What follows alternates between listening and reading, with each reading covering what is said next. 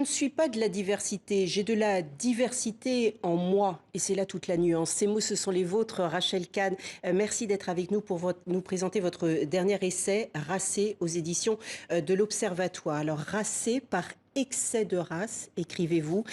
Vous êtes bien dans votre peau, mais vous êtes casé. Et de cette case, vous ne voulez pas. Vous avez même l'impression d'être presque instrumentalisé. Et aujourd'hui, vous ne voulez plus vous taire, vous l'écrivez. Oui, absolument. En fait, moi, je m'inscris dans un patrimoine, et c'est vrai qui m'a été transmis par mon père sénégambien, donc du Sénégal et de la Gambie, qui est celui, au fond, de Senghor. Et puis, en tant que juriste, voilà, spécialisée dans les droits fondamentaux, j'ai senti que ces dernières années, il y avait une cristallisation autour de la race, qu'il fallait choisir son camp. Et effectivement, moi, je suis quand même assez mélangée entre l'Europe de l'Est et l'Afrique de l'Ouest, et 100% française. Et j'avais vraiment besoin d'exprimer cette universalité, notamment dans les batailles contre les discriminations, quelles qu'elles soient. Et alors, vous écrivez ça au risque presque d'anéantir le fonds de commerce, justement, des idéologies identitaires. En gros, vous êtes comme une traître de la cause. Oui, alors c'est ce que j'avais prévu de toute façon dans le livre. Moi, vous savez, j'écris depuis 20 ans toujours la même chose. Et quand j'ai senti finalement cette cristallisation, ce sentiment de vindicte, de violence, ce besoin aussi de repli des identitaires racialistes, je savais qu'il allait y avoir ces mots-là, les bananias, les traîtres qui allaient sortir.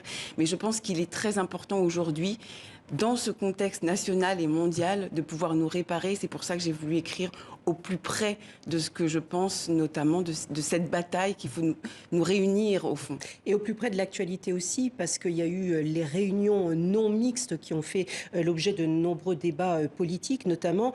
Vous parlez presque de racisme inversé, sachant que ces groupes de parole où seuls s'expriment les représentants d'une minorité, en gros, ça fait l'effet inverse. À force de vouloir inclure, on finit par exclure d'autres personnes. Pour moi, ce n'est pas du racisme inversé. À partir du moment où on met la race au centre, à partir du moment où on compte les hommes blancs, les femmes blanches, les femmes noires, ça c'est du racisme. À partir du moment où on fait des distinctions par couleur de peau, ou et ensuite par religion, ou par le genre, les préférences sexuelles, etc., qui excluent les autres, c'est du racisme, c'est de la xénophobie. La bataille contre toutes les formes de discrimination doit se faire ensemble, sinon on va rejouer encore ad vitam les mêmes schémas, les ségrégations, les dominations des uns des autres. Et par ailleurs, moi en tant que femme libre dans ce beau pays aussi, avec ses valeurs universelles, j'ai ma liberté de penser. Donc traître ou pas, je sais que ce livre a quand même fédéré beaucoup et n'a pas clivé. C'est extrêmement intelligent, effectivement, dans l'analyse aussi des mots.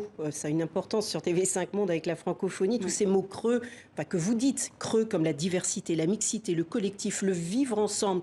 C'est des paroles qu'on entend énormément tout au long des discours politiques, mais qui sont vides de sens. Oui, parce qu'en fait, on n'a pas le temps de se reposer. C'est vrai que moi, je suis issue d'une famille littéraire et qu'au fond, mes origines, c'est aussi la bibliothèque et les mots et cette francophonie qui nous permet justement de nous parler à travers le monde. Mais si on a des mots qui nous empêchent de nous rassembler, alors les mots n'ont plus le sens du dialogue. Et aujourd'hui, avec notamment ces idéologies-là, d'un côté l'extrême droite, de l'autre côté ce qu'on peut appeler les racialistes woke, ils nous empêchent de nous réunir. Et donc, au fond, les mots n'ont plus le sens de cette réparation et de la démocratie. Est-ce que récemment, on a parlé du pronom personnel IEL, I-E-L, pour ceux qui ne se sentent ni il ni elle. Ça, c'est par exemple un mot qui, selon vous, exclut ces nouveaux mots qui excluent d'autres personnes? Oui, ça, bon, peut-être que c'est bien que le petit Robert le consacre. Moi, je n'étais pas au courant, en fait, de ce pronom.